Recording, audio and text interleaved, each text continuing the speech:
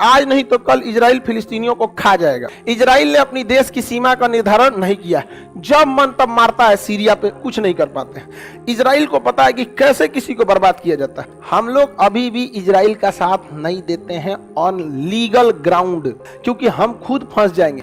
हम रूस से क्यों? अमेरिका को पता था कि मुसलमानों को सबसे बढ़िया से ढोलक की तरह बजा के कोई पीटा है ना, तो अमेरिका और ब्रिटेन वालों ने पीटा है, एकदम बढ़िया से तहस नहस कर दिया है सब।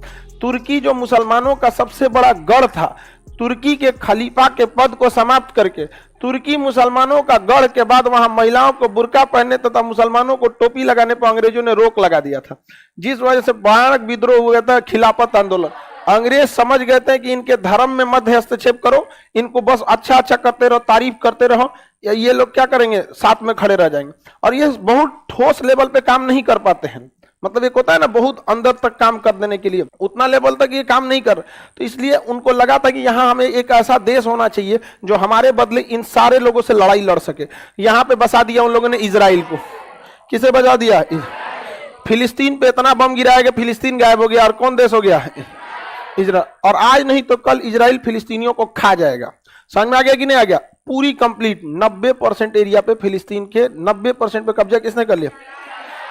आज अगर इजराइल चाहे ना, आज एएम में अगर चाहे तो पीएम में कब्जा कर लेगा। कुछ नहीं कर पाएंगे लोग, केवल दुआ मांगेंगे। और ये बात हम बोल देते हैं तो पता नहीं क्यों गुस्सा जाते हैं लोग। तो एक चीज समझ में आ गया ना हमको, ये अंग्रेज सब यही कहते थे, आप फिलिस्तीन वाले घबराइए मत, ऊपर वाला सब देख रहा है, आपके साथ इंसाफ। अरे यार, ये सब बहलाने फुसलाने के लिए चीजें होती हैं, ये सब देख रहे हैं यहाँ पर। उस हिसाब से जब ऊपर वाला के हाथ में न्याय रहता तो पूरी दुनिया बेवकूफ है जो इतनी बड़ी फौज खड़ी की है। हाँ, काय को कोरोना की वैक्सीन बनाई।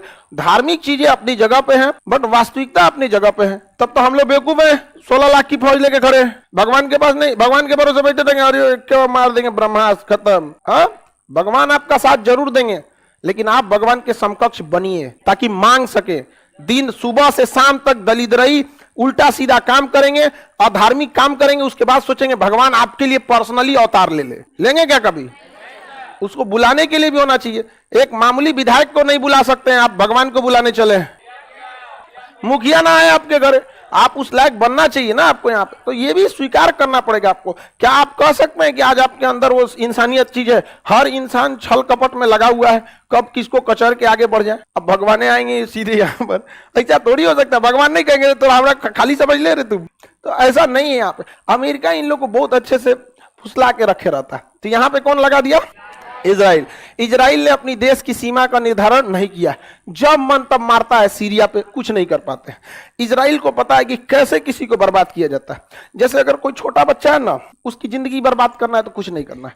अगर वो 5 में पढ़ रहा है ना, हर 2 महीना पे उसके बाप से लड़ाई कर लो, 1-2 झापड़ बाप को मार दो, कभी माँ बाप घर में घुस के तोड़ फोड़ कर दो। मतलब वो जब से पैदा होगा ना, तो पढ़ने पे अब उसका ध्यान नहीं जाएगा, उसको दिमाग में नफरत भर जाएगा। फिर अब उसका टारगेट विकास करना नहीं है, अब उसका टारगेट आपसे बदला लेना। समझ में आ गया कि नहीं? और धीरे धीरे धीरे धीरे मैट्रिक पर पहुंचते पहुंचते नहीं पढ़ेंगे, बवाल मचाएंगे, ये करेंगे। सेम यही चीज इजराइल करता है, और फिलिस्तीन वालों को समझ में नहीं आता है। वो उनको चौपट करते रहता है। समझ में आ गया कि नहीं आ गया? वो बार बार हर 2 महीना पे एगो बम गिरा देगा, वहां के पूरे लोग भड़क गए। आज वहां का एजुकेशन सिस्टम, हेल्थ सिस्टम सब बर्बाद कर दिया। समझ में आ गया कि नहीं? क्षेत्रफल मायने नहीं रखता किसी भी देश का। इजराइल कितना बड़ा है? छोटा सा है, लेकिन वो फिलिस्तीन को लोगों को उलझाया रहता है।